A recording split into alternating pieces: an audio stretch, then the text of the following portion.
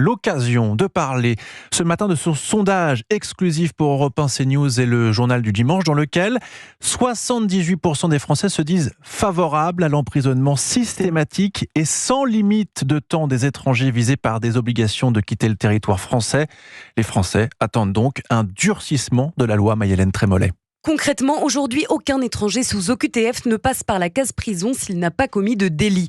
En revanche, une fois interpellé, il doit être placé en centre de rétention administrative, les fameux CRA, si et seulement s'il ne parvient pas à faire jouer certains recours. Ce placement dure alors au maximum 90 jours, renouvelable 4 fois dans l'attente de son expulsion.